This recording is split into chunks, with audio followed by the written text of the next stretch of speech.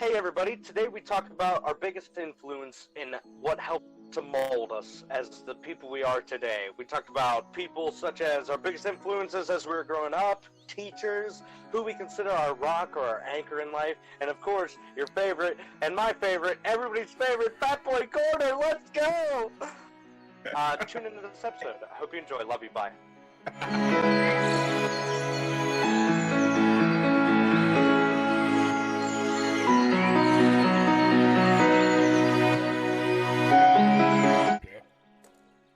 Boys, how are we doing tonight? It's been a couple days, and boy, have they been a couple days. Yep, it's a Tuesday. I feel that. Adam, how about you? Same, honestly. Everything. Why the fuck is your tail wet all of a sudden? You probably dipped it in your water. Probably. Sorry, it's been a few days for you also? Oh, boy. Yeah, everything's just hit the fan finally. Yeah. Well, but, we're alive. Yeah. So, welcome to the quote-unquote first episode of Staying In-Sane. There we flash a graphic there. So, basically, this is just a name change for the show. It's still just it's just us talking. Still a podcast. God damn it. Exactly that. But we've decided to do a little bit of a name change, and we've run this by quite a few people, and they like the name. Obviously, it's a play on words of staying in and staying sane. Staying insane. I just got to hold my mic. That's all there is to it. Yeah, he's gonna be a dick tonight. It looks like. Yeah. Cats. Just please lay down. But yeah, so we're still sticking with the channel name at least for now. But this is just a show title change. It's still us just sitting here having a good time talking. So hope you guys like the new title. Obviously, we're gonna have some new annotations and stuff like that, like our beginning sequence, our end sequence, and stuff like that. So. Oh boy, you want to get us rolling with some topics there, Eddie? Yeah. I've had a few people, namely my mother, asking a few things. But this one I thought would work well together in influences. Now, each of us, I sure, have been molded by someone in our life at one point or the other. So I want to know some of those things that kind of shaped you the way that you are. And the first one I wanted to start with was, do you have any role models when you were young? Role models. Yeah, I would say my dad would be probably my biggest role model as a kid. Okay. For probably the 99% of the people who watch this that don't know, my dad didn't work, like in the traditional sense of like the dad goes to work and the mom stays home. He stayed home while my mom, she was a high school teacher, so she taught school during the year, and then during like the summers and stuff, he would do like contracting work, like carpentry and all that other stuff, like build additions and that sort of thing, construction stuff too. So he stayed home with us for the majority of the year, and he was like the Mr. Mom kind of figure, I guess you could say. Okay. And there were 5 kids in my family, so, and I'm the oldest of them. So he was the one who always like saw everybody off to school and stayed with everybody all day, especially like my younger brother. He's 10 years younger than I am, so he was a very little baby for the most of the time I was in school, and then I was graduating high school and he was in 2nd grade still. So he stayed home a lot, and it kind of gave me a different view than I guess a lot of people get of like how a dad should be. Okay. Like not just the stern and doesn't say much and sits at home and and drinks their evenings away after work and doesn't really see or talk to their kids much. That kind of old school kind of a vibe, at least. so he was very like interactive with us. Like he taught, or not taught, but he was a coach for my basketball team when I was younger in elementary school, and baseball team, and a bunch of stuff like that. And I think he helped out with football a couple of years. I can't quite remember. But he was very, very interactive with not only me, but also all of my younger siblings. So that kind of, I guess, the father that takes the charge in a lot of things. Not saying that my mom didn't do anything. Oh, she was just as amazing as my dad. But that was the kind of role model that I kind of took, especially when I became a dad. I don't know where the little one ran off to. Uh-oh. I think she's just sitting at her table. Okay. Drinking chocolate milk. But, that kind of is where I got a lot of the inspiration of my parenting, I guess I could say. Okay. Like he's the person I took a lot of your cues from, essentially. Yeah, a lot of inspiration from in that regard, at least. If that answers your question. Okay, yeah. What about you, Adam? Do you have any role models when you're growing up? When I was growing up, I butted head with my parents a lot. So I now, especially, that I would say they're both role models to me. Because it's catching up for the grow up time that I didn't really look up to them, but I was like, oh, I'm my own person. I'm never gonna be like you. The the whole adoption thing makes it hard to really be like, oh yeah, this is right. This is great, and have that whole parental connection. So I mean, if we're I don't know, SpongeBob. No.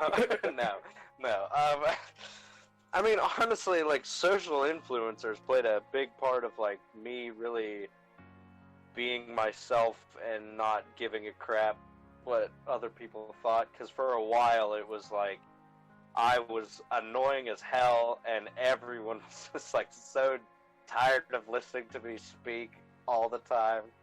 But but then I got the role of Donkey in a High School Musical in Shrek, and that really helped me channel a lot of that just crazy, some people call crack energy that I lived off of, and then it was okay because then it fit. It wasn't just, oh, he's annoying. It was, oh, he's really good at playing Donkey.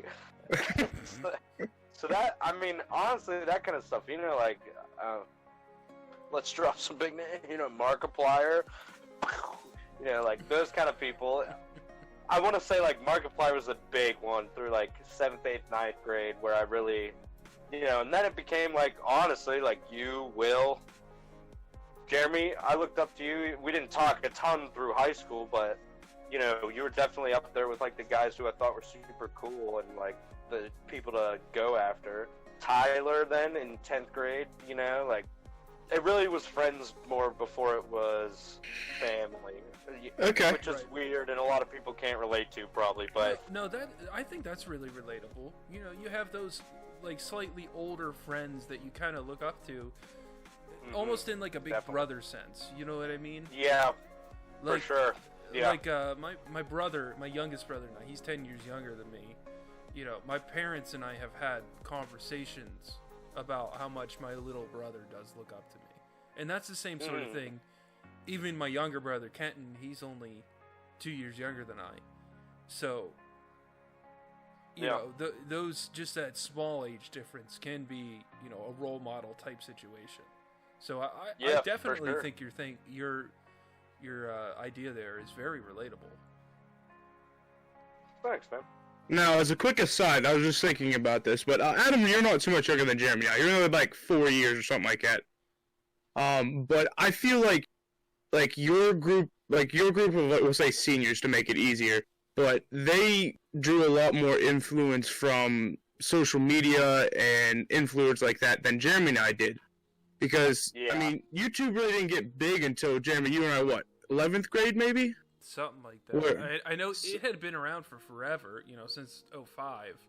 Yeah. But it wasn't the same platform that it is today, I guess I should Oh, say. absolutely. It's leaps and bounds different than it is Yeah, today. yeah. So And the same with like Facebook and Instagram and all these other Twitter, all these other large platforms that people can become these influencers, as people say. yeah, our platform was MySpace. Now we'll show you how old we are. Oh. Forget about MySpace. But that was just a quick aside, and it was something I was thinking of as you were talking. So Yeah, that's for sure true. It played probably a decent bit bigger of a part than the MySpace era. okay. What about you? So a few people that that were role models to me was I used to watch a lot of wrestling, and back when I was a kid and had my imagination running even more wild than it does now, Hulk Hogan was one of my role models. I wanted to grow up and be just like Hulk Hogan, but then as I grew up, I kind of I always, this is gonna sound weird, and Dad, I know you're gonna watch this, but when I was younger, so like 8 or 9, I wanted to be like my dad. And then I was about 13 to 14 when my parents split, and it was just nasty on both sides. And my dad, he's a lot different than he was. My dad used to be a very, very angry person. There's a reason we call him the Bull. So I love him to death, and I hope he never changes. But for a while there, for a good like 3 or 4 years, my dad was a role model in what I didn't want to be. And that's just as good as being someone you look up to for inspiration. That's someone, you know, whether it be good or bad. And I know he's changed now because I've seen him since. Yeah.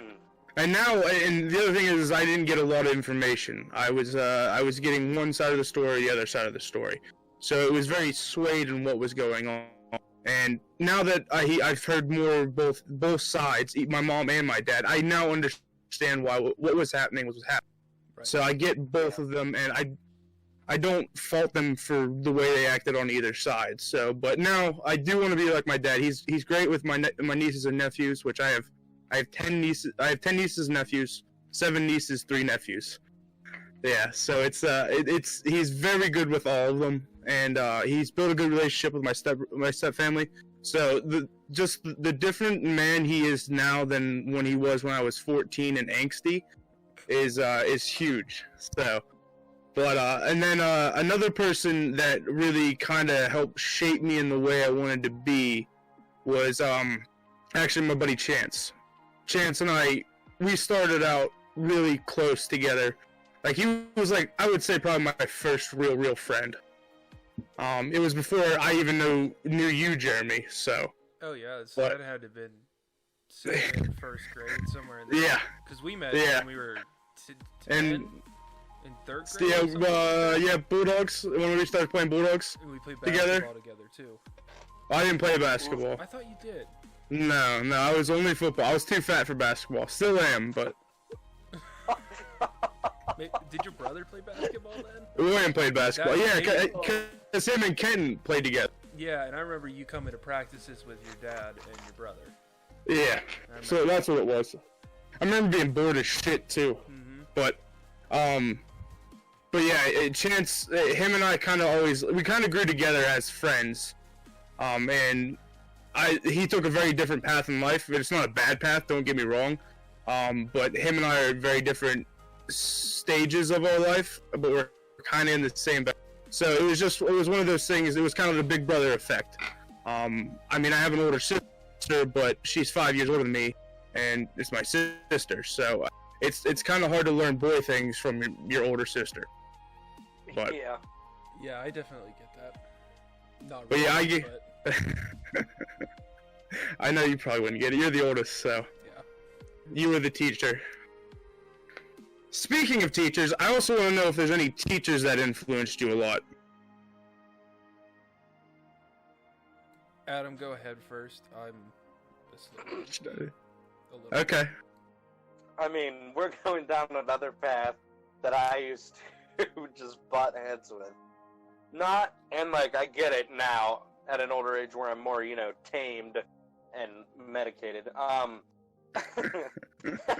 um, I mean, like, I was not good at school, not because I couldn't be, just because I never wanted to be. So, like, Okay. school, I was just like, I was a kid who was drawing constantly, who they were like, hey, want to do schoolwork? And I was like, yeah, sure. No.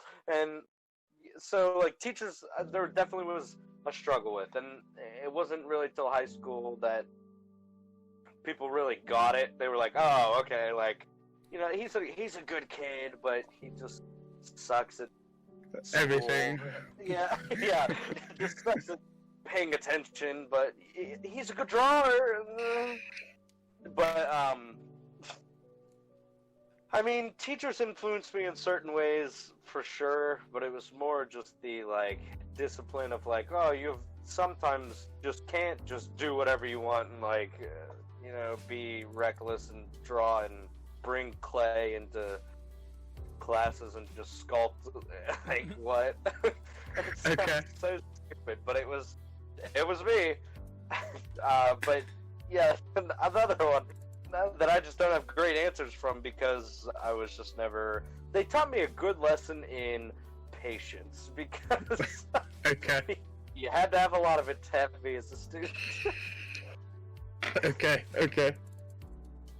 Jeremy, what about you? You have any? You think of any teachers that kind of guided you in the way that you are now?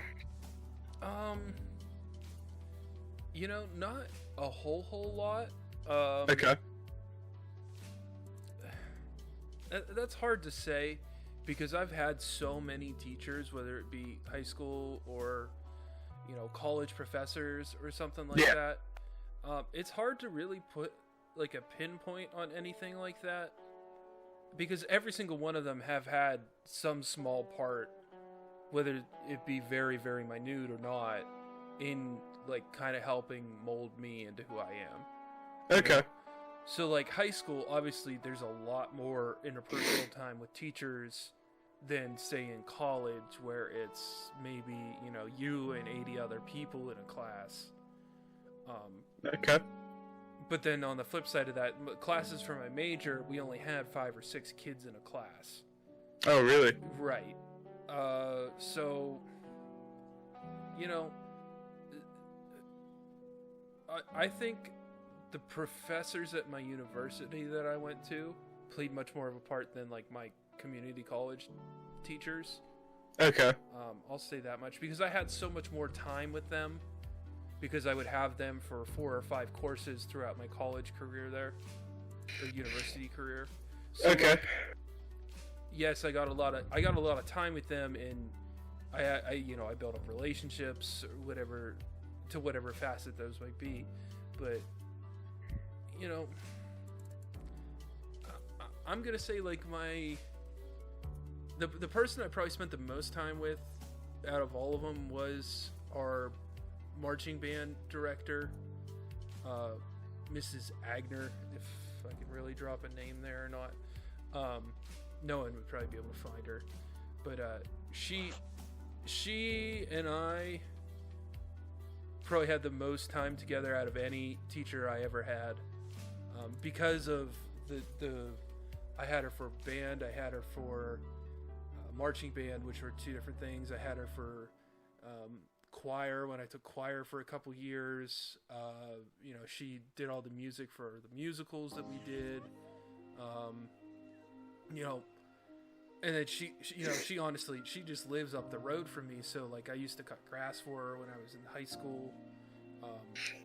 She helped me actually when I had Allison. She gave us a stroller and I want to say a changing table or something like that. That Okay. her daughter, who had just had kids as well, didn't have any use for anymore and gave it to us and stuff like that. And like, even still to this day, you know, 6 years later since I've really ever talked to her, she'll still wave to me going down the road, like if she sees me drive by or whatever. So that would be the biggest one. Not really that she shaped any part of who I am, like directly, and that I could pinpoint, but like I had a lot of interactions with her over my years, so that would be the only thing I could really say for you. Okay. Okay. You know, not hearing you talk, for some reason I was kind of like just thinking elementary school, but like if we're dipping into high school, like Mrs. Ackleson, our like choir director and musical director, like that woman has changed my life like tenfold, because like again, how I was saying about Donkey, really made it okay for me to like be me. Like if it weren't for musical, I would be a hermit of a person. Like I was such a stay in the room, board up the windows. I mean, I guess my windows are still boarded, but that doesn't matter. No, so like, but that woman is really like, I don't know. I could get all emotional and ushy-gushy, but that's not what we're about here. But yeah, she's like literally like a mom that I had trouble finding the connection with in my actual adopted mom before I could find that connection with her. Like that was what Mrs. Ackleson was, and still is. Like I still call her mom all the time because that is what she will always be to me. Okay. I guess anybody who has to do with the arts, like actual like schooly type things like math and science, I always struggle with. But like Mr.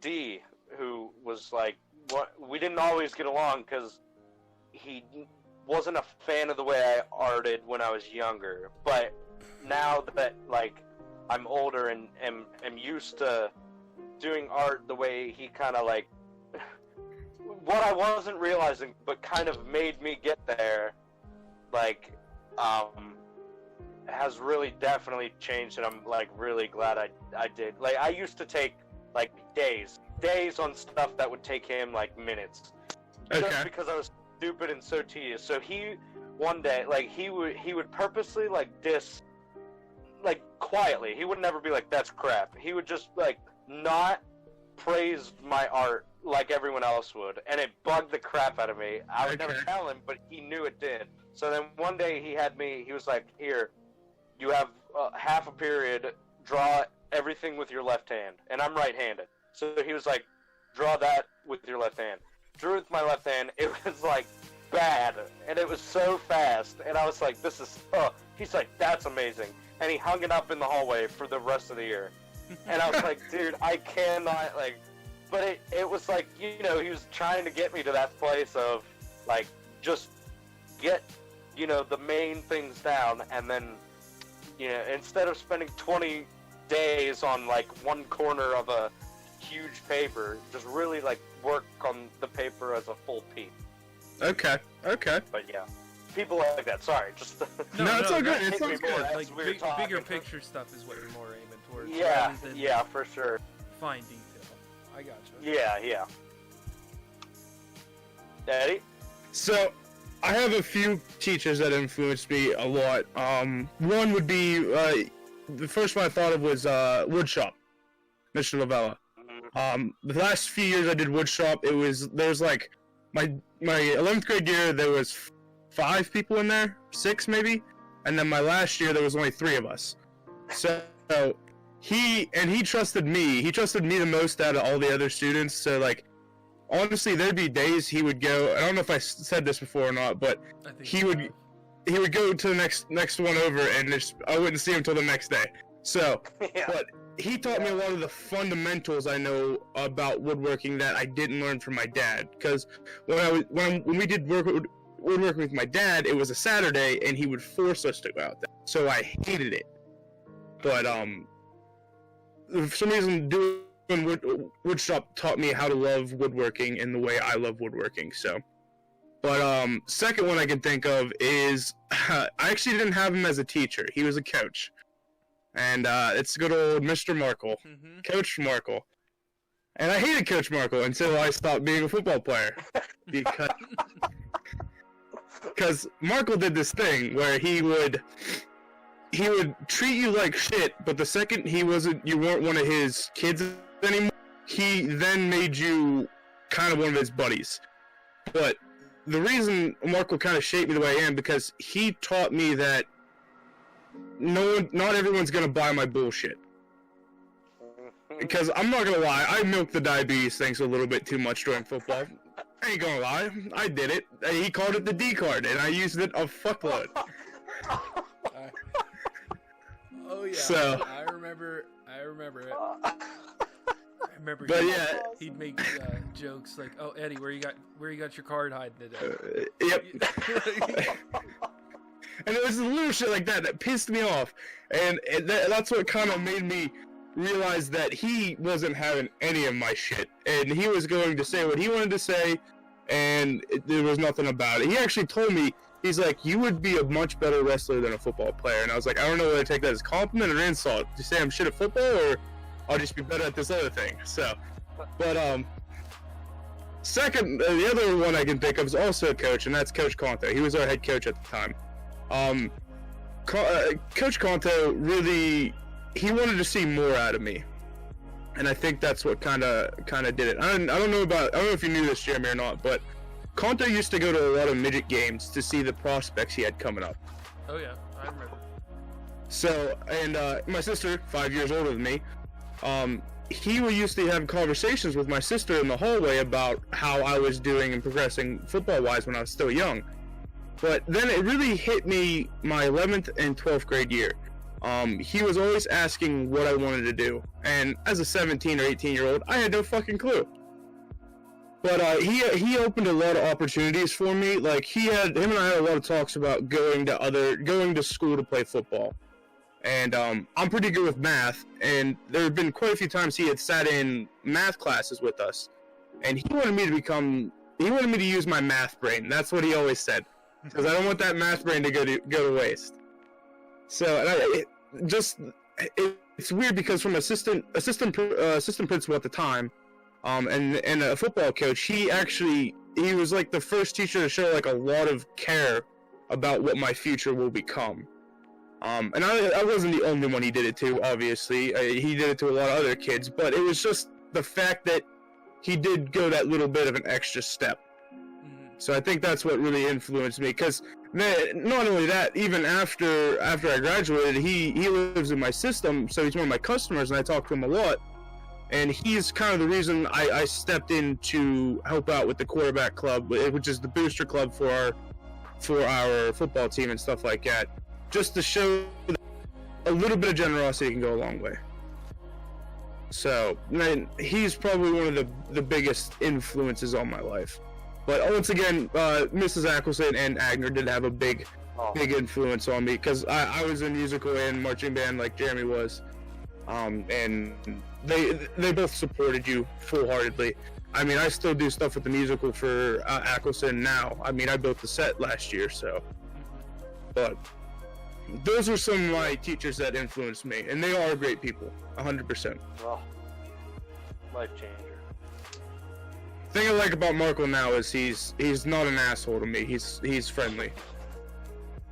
But yeah, it was like instant too. Like a week after the season ended, he was like, "Hey Eddie, how you doing?" You've never talked to me like that in my entire life. What the hell is going on here? Oh, it's so good. Oh, I didn't know about that D card story. Yeah, yeah. Yeah, and that went on for like 2 years. Well, no, it went for all 3 years of varsity, because I got it in 10th grade. Yeah. And I didn't know this. Contra used to pull the D card for me more than me. Marco told me, he's like, "I wanted you on defense." I was like, "I would love to be on defense," and he was like, "Conto said we needed you for offense," because I was the center. Yeah. And I was like, "Well, fuck me, I could have played more defense." Oh, I don't know why that's so funny to me. Oh, it's just great. Every once in a while, my mom brings up the D card, and I'm like, "Wow, that's a blast from the fucking past."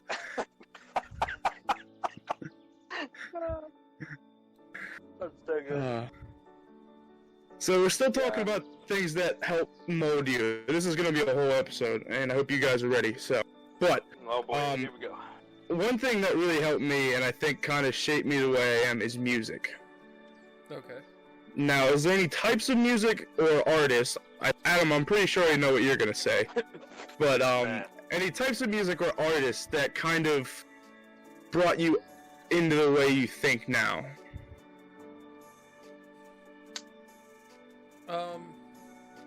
Man, music? So when I was younger, I listened to a lot of like pop punk and stuff like that. Excuse me, 1 second, sweetie, okay? So I listen to a lot of pop punk, and I guess that helped mold me. The whole, like, don't actually take everything at face value, or don't take everything for somebody else's word. You know, that kind of, like, you know, think for yourself kind of mentality. Okay. You know, like, the American Idiot album by Green Day. I was just thinking Like, of it. that's a kind of a, like, generalized, like, hey, you know, don't be another cog. Like, Yeah. you know, like, actually have some motivation to, like, think for yourself and do your own sort of things. You know, that, I think, but that also got me to a place where I was, like, always, like, kind of not aggressive, but just, like, on edge a lot, I guess I could say. Angst is what you're thinking of. Not angst, not in that sense. Emo? Not in, like, the generalized, like, you think of angsty kids angst, but, like, but still, like, angry. You know, but then I started getting into more, like, not mellow music, but, like, less, like, right in your face kind of music, you know what I mean? Like, Okay. all of this is really hard for me to pinpoint exactly, because, like, I have so many different things. Like, I like almost all music. Yeah. You know, minus a couple different genres, but, like, I'll listen to a lot of different stuff. Like, one day I might listen to, you know, 80s music, like 80s pop. Okay. Like, because my mom likes a lot of the 80s stuff, but I know tons of songs. Like, you know, I know most of, like, anything REM produced, or tons of other bands. Like David Bowie, I can sing most of his songs.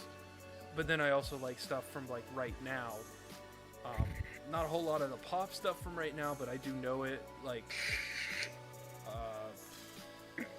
I can't really name anybody in particular, but, like, and then I go back and I listen to, my dad likes bluegrassy kind of music. I didn't figure that. A little bit of that. And then he also listens to stuff like the Grateful Dead, or you know. And then I listen to stuff like Panic at the Disco for a modern example. Yeah.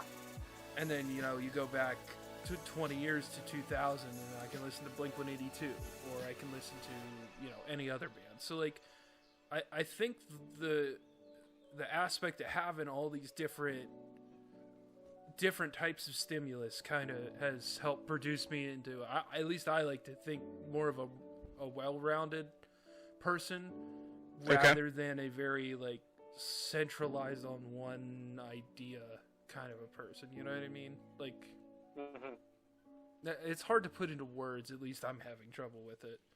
Okay. But that's kind of how I see that situation. Okay. What about you, Adam? Anything you can think of? Oh, I mean, it's tough. It really is. No, honestly, for the majority of it, it's not too tough for me to pinpoint, because when I tell you I listened to Coldplay and Coldplay alone for like 8 years of my life, that's not a joke at all. Like, you know, there's people who are like, oh, let's do a little bit of this, man, a little bit of this. No, I had Coldplay, and that was it. And if you played anything else, I was like, yeah, cool. You want to listen to Viva La Vida after this, or, like, you know, like, you feel a little like, so, like, until I met Tyler and Noah, and we would go on car rides where they wouldn't play Coldplay, and my mind was like, what? Did I open up to any other kind of music at all? I'm like, I mean, in that term of, like, just listening and living off that, and they seriously did change my outlook on a ton of stuff, like, you know, just the whole, like, being so loving and not, like, it's, like, almost the pure opposite of, like, what a lot of bands are. Like, they're so, like, the world is okay, but sometimes it's rough, but you just gotta love everybody, and love yourself, and love each other. It's not like, you know, like, oh, I kill everybody. Yeah. But, so you know, and then, like, if you want to talk about a drastic, sharp turn that my life took, I meet Tyler and Noah, and they're like listening to Eminem and stuff, and I was like, whoa, like what is happening to my life? I'm like, oh, Mom, I can't tell Mom about this. Oh. But I mean, yeah. So Coldplay really changed like my art style, my thought style, my music theme, and like the music I still like the most is very oriented toward that direction. But I mean, like also, again, we'll go down the path of like musical music, because that stuff really has, like, I've had some of the best moments of my life, like, and I can say that confidently, only being 20 years old right now, on stage doing a musical.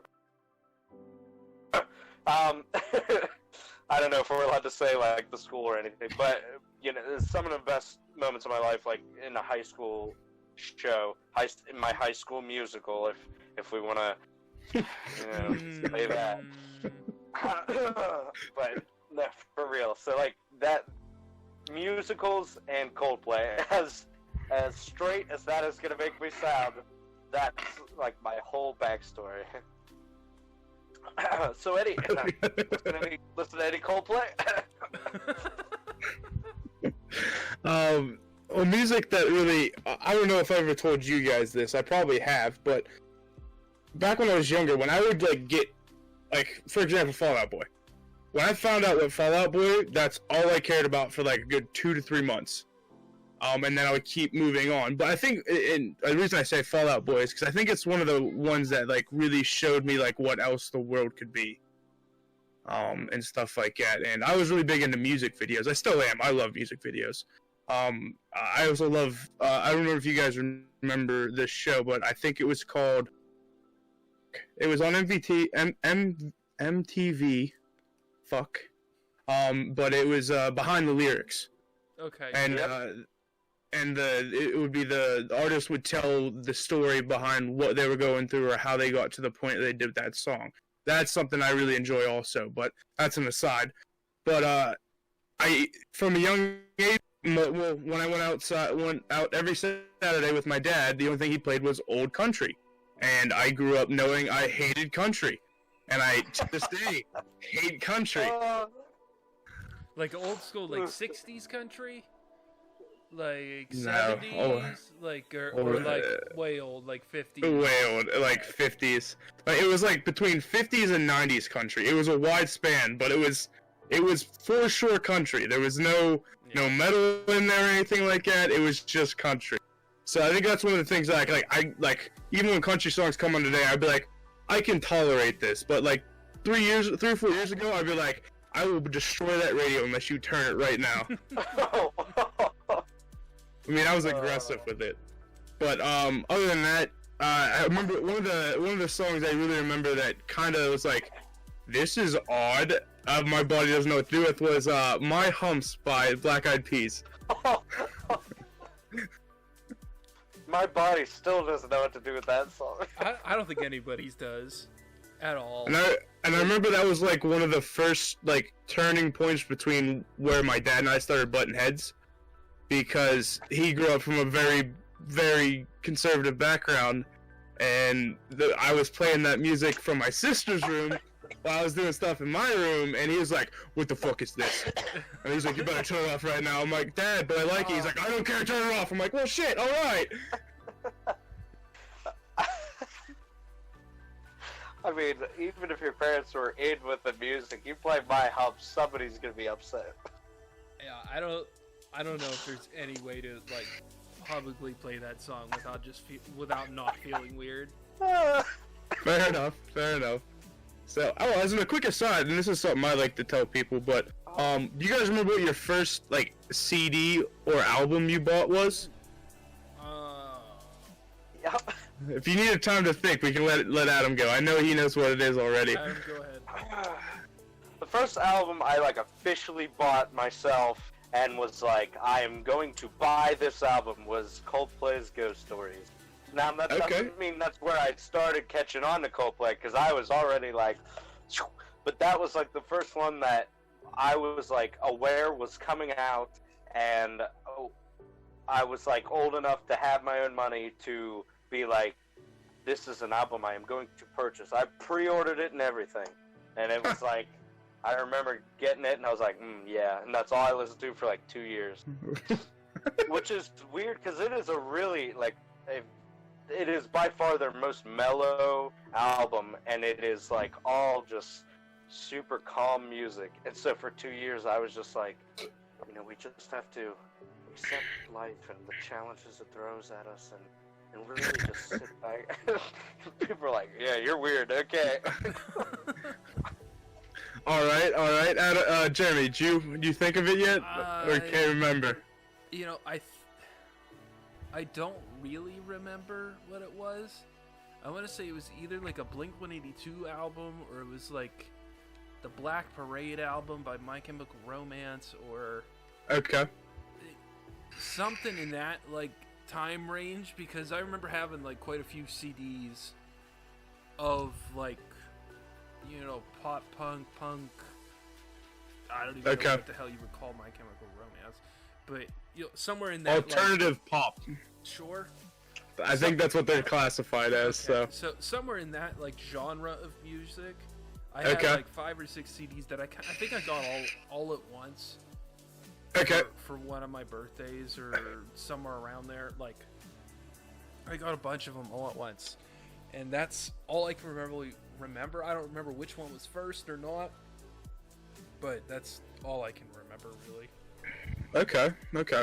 I can remember mine very clearly because it was the first time I like spent actual money on something, and it was All American Rejects, Moving Along. That was my first CD I ever bought. And I think that was another one that kind of shaped me the way I was too, because I would say it's in that same genre, a little more poppy than punky, but it was. I remember listening to it straight for like, I'd say 5 days, almost. Yeah. But if I could listen to it at school, I would listen to it at school, but that wasn't the case. So, but that's and I don't know why it came up, but it did, and I like to see what people's first kind of investment in music was. Yeah. You know, I think even before that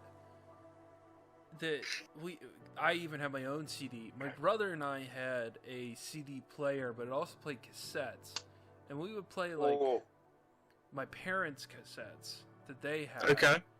And we would play like, I don't even know what music, but like I just remember playing cassettes way more than I ever played CDs.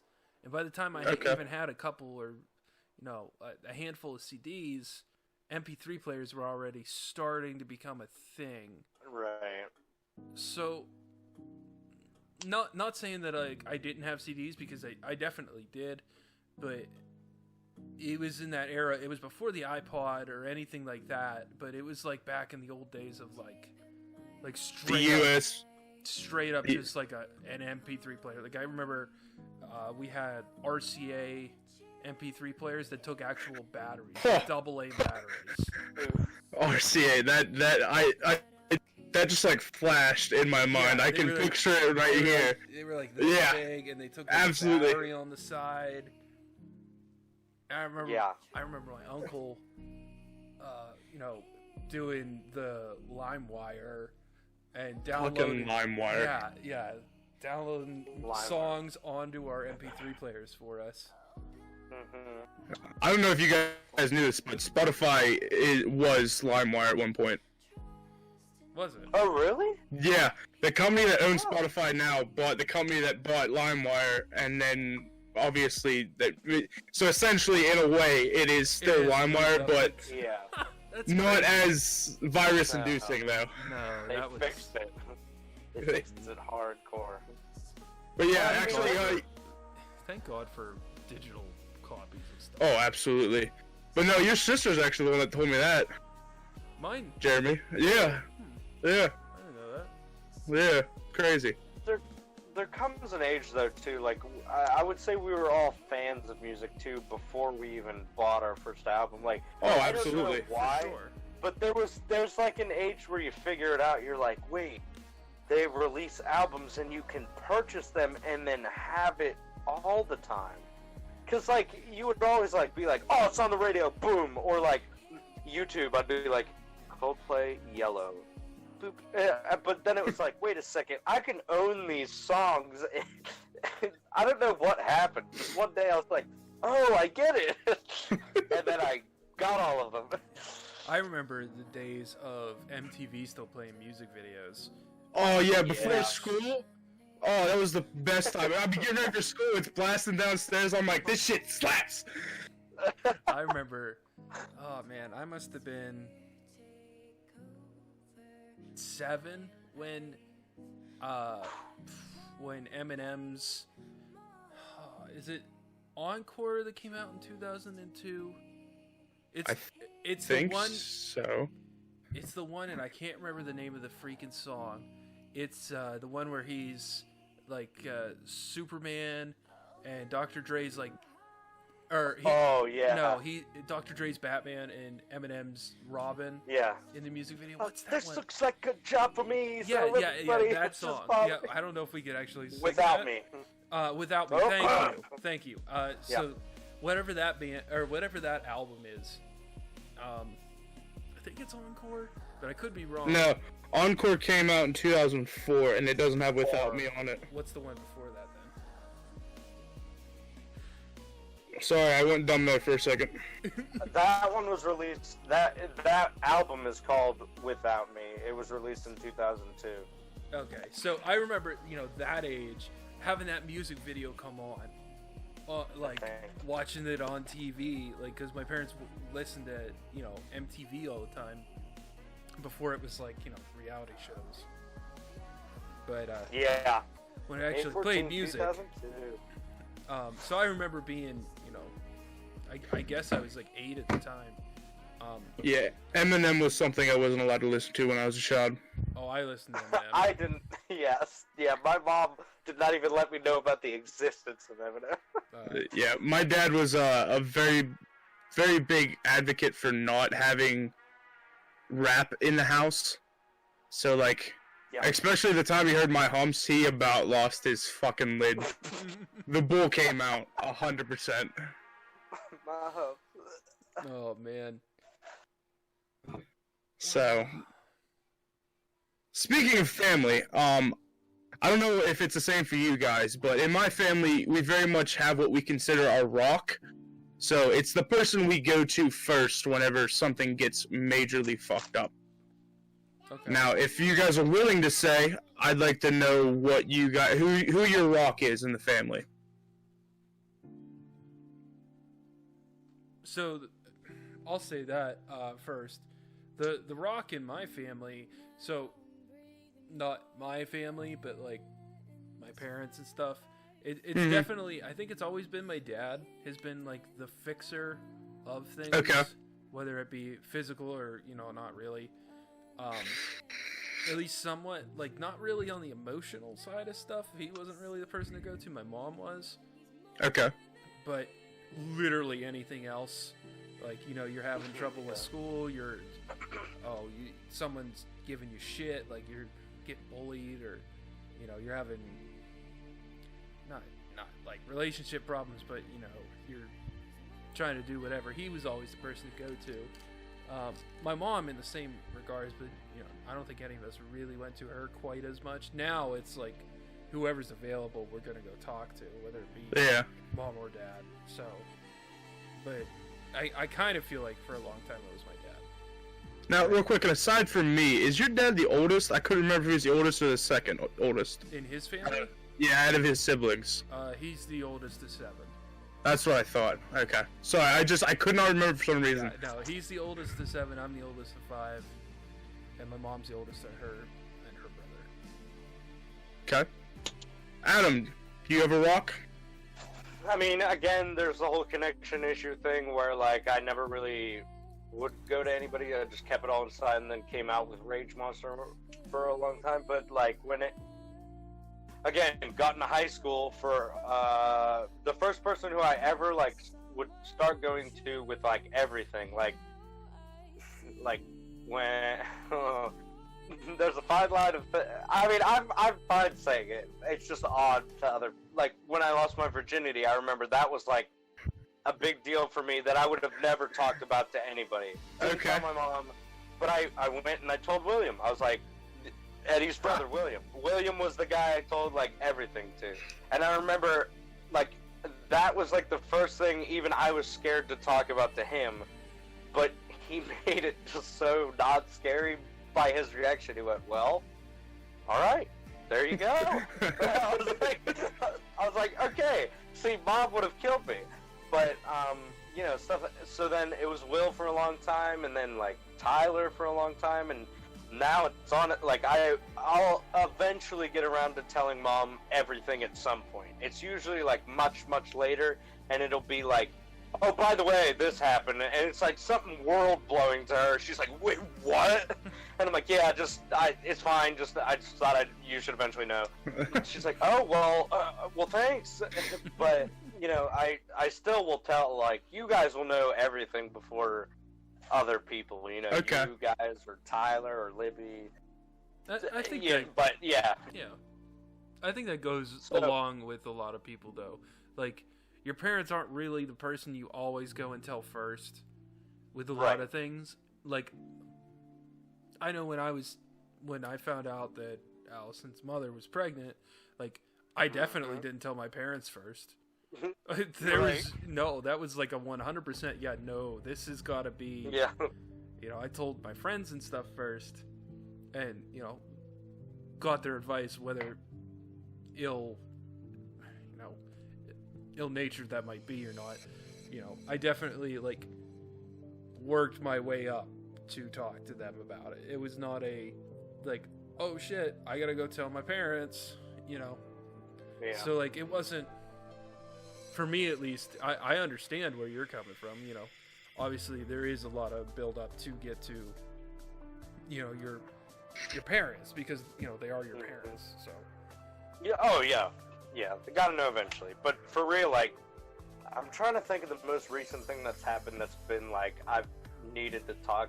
Honestly, you guys, like, as weird as it is, the three who make the podcast, like, you guys are the ones I tell first, because, you know, Ty is in the settle down and start a family stage of life, so I don't want to just be like, hey, by the way, Ty, I know you're, like, starting a family and stuff, but boom!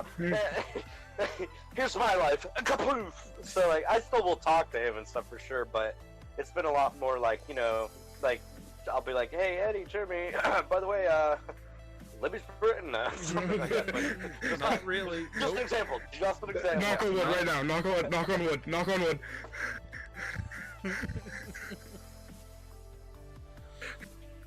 Yeah, stuff like that.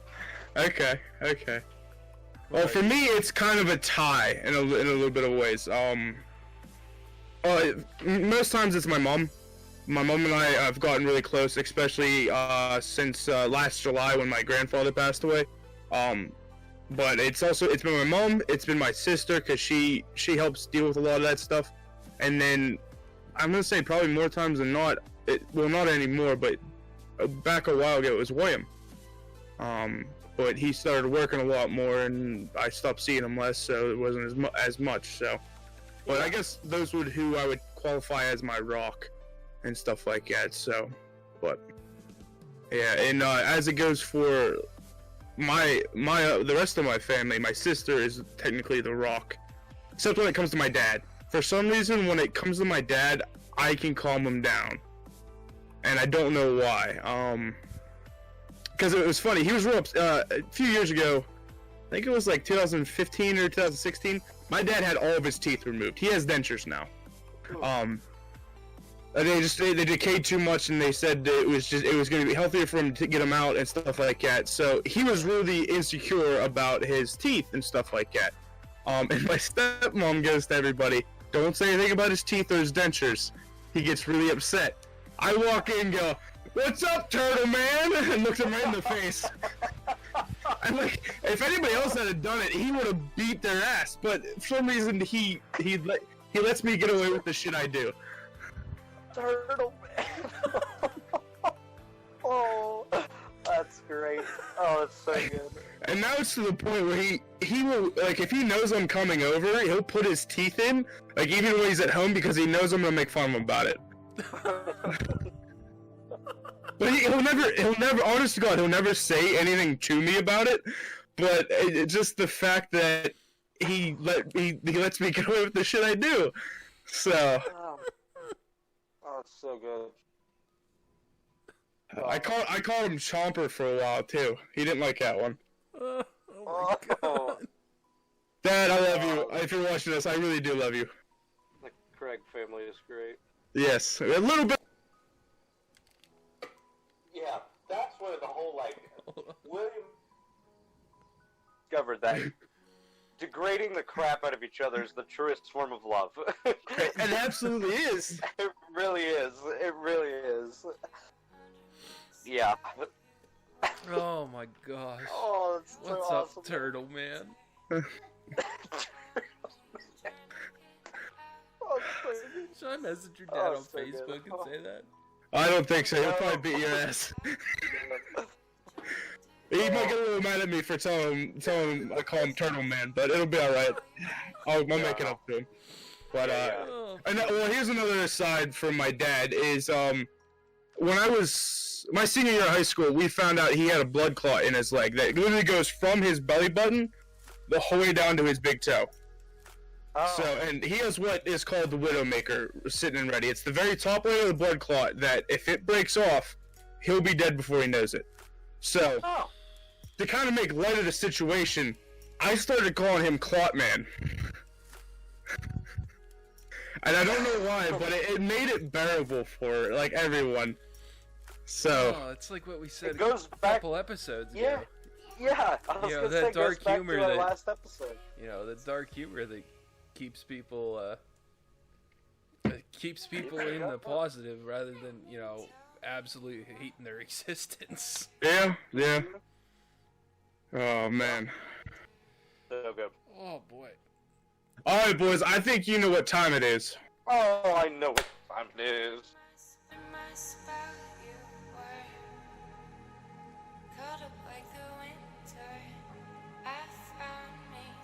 I almost just Googled Fat Boy Corner instead of whatever menu we're about to talk about because I'm so excited. Okay. For this week, week. I keep saying week. What the? Sorry. For this episode, I chose Taco Bell. Oh my god. Oh, my God. Here we go. For anybody who doesn't know what that happened, I keep saying week instead of episode, and I get very, very upset.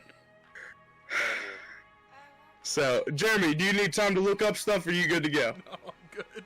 Alright, go ahead. Adam's looking up the menu, so... Okay, so they don't have it anymore, and I'm actually upset about it. And it was the thing I got for years. It's the double XL beefy burrito or beef burrito or something like that, but I always got it with chicken Okay. instead and no guac because I just don't like guac in a burrito. Fair enough. So I always get that, and it comes with like a hard or soft taco and a drink, and I'd always get a soft taco and a Baja Blast would be what I always got from there. Okay. But they don't have that anymore, and I'm actually really upset about it. Yeah. And I always smother that thing in Diablo sauce. Oh, Diablo sauce. Yeah. Shit. Adam and his Baja Blast. Yeah, they started selling them. Yeah. Didn't they start selling it at work? Yeah. Yeah, but Taco Bell like originated that. Oh, absolutely. Yeah, it was Yeah. it was an exclusive to that store for Yeah, and then they a dozen took it out. years or something, and now it's Yeah, you can buy it was like anywhere. 6 or 7 years or something like that. It was exclusive to Taco Something. Bell. It was a while. It was a long time. I know I lost my shit when I saw it at the Unimart and stuff like that, and I was like, what?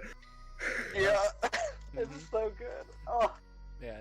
but yeah, first of all, I mean, if we're gonna talk about Taco Bell, I would like to issue a personal thank you to the man and/or woman and/or transvestite who brought us Baja Blast.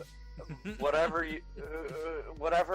brought you this idea or brought you to this world, I would like to personally meet you and just Shake your hand. shower you with love for several minutes, uncomfortably.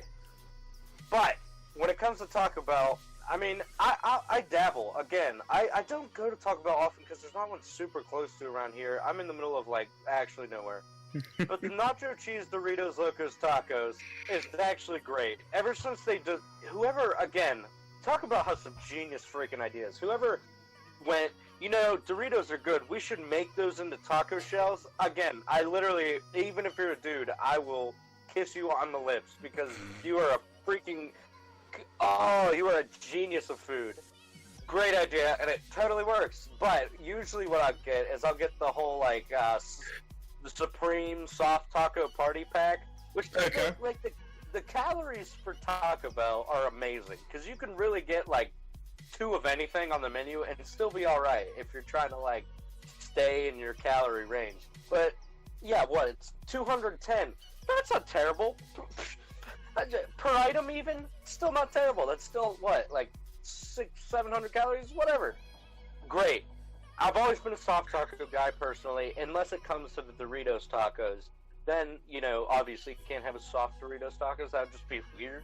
But, I've always been a personal soft taco man. Really overdo the sour cream all the time, especially when we have tacos at home. But yeah, just great, you know, just good menu pick. Okay. I'll have to say, also the Cinnabons, the little ball fucking things get with me the ice started in the middle. Oh, Man, the last time I had Taco Bell was before the one close to where I went to school shut down for a long time. I got it. I got Taco Bell there, and I got a 12-pack of those because I knew they were shutting down, and I was not gonna have any Taco Bell for quite a while. Yeah. So you gotta just go for it. yeah, I did that, and I didn't finish them because they're so sweet. I mean, I'm diabetic and have a sweet tooth, but even a whole 12-pack of that is too much for me. They didn't even give it to me in a bag. They gave it to me in a large cup. Like That's awesome. With like one of those icy lids, the like Yeah. domed big top, like big hole in the top. Yeah. It was like, what in the world? Well, I don't know if they invented it, but Taco Bell also has those, like, twist cinnamon thing. Like, they're like the curly fries, but they're cinnamon. Yeah. Bun, and those are also great. Yeah. Yeah, those are good. Those are very good. What about you, Eddie? What's your good For me, it's an easy clap, 100%. The chicken power menu bowl with no black beans. Never had 100%. that before, but that Would sounds good. definitely I've heard a lot of things about recommend. those. Especially when I was like, since I'm diabetic, I have to watch my weight every once in a while. I do it less now than I probably should, but like, when I first figured out that we were eating out a lot because William was working so much and he worked right beside a Taco Bell, and I'm like, what the fuck can I get that isn't going to absolutely fucking destroy my carb intake? And I was like, oh, this Power Bowl looks pretty good, and I got it and I fell in love. Like I said, the only thing I didn't want is the black beans, but I'm not a big fan of beans to begin with. So, and actually, when I go, I typically get 2. I eat both of them, and then taco 12-pack, easy. And then if we're gonna go specialty items, the Doritos Locos Tacos, but the fiery one. I called them my spicy redheads, and What they used to I be loved called them. something. Were they called the volcano? Tacos back or in the something? day, yeah, they were volcano tacos, but there wasn't like the Doritos same flavoring brand, but I remember the volcano tacos. Yeah, they were like bright red, like. Oh yeah, they were radioactive red. Man. So I see what you're talking about with this Powerball. I'm gonna be honest, didn't know that was a thing, but it looks. it's great, pretty. actually. It's lettuce, rice, black beans if you want them, chicken, or there's chicken, steak, or beef. And then there's guac, sour cream, and then a avocado ranch. Oof, that looks good. I'll let you know the avocado ranch is baller. Yeah, I think it's I'm one of my not a fan favorite things on it. avocado very much. Well, I'm not either, really, but and the thing is, it's more ranchy than it is avocado. But it's a nice mix between the two. So, well, yeah, Put the right stuff in. yeah, it's real nice. So, But boys, I'm out of water, and I do believe we are out of time. Yep, we are. Yeah. So we'll go and wrap it up. Who wants to do the wrap up tonight? I'll go ahead. Okay. So, thank you to everybody if you've gotten this far and have watched the whole way through or skipped ahead or, done whatever. So, thank you to everybody. Let us know if you like the new name. If you don't, give us some suggestions. Screw off! Oh. What? What? So, give us some suggestions. Let us know your favorite Taco Bell things. Yeah, play along with Fat Boy Corner. Yeah, come on. We'd love to hear what your things are, because everybody's got something different that they like, different combos and that sort of thing. So let us know if you guys have any specific role models or anything like that you guys have had in your lives too. So thanks a lot, and we'll see you in the next one. Bye.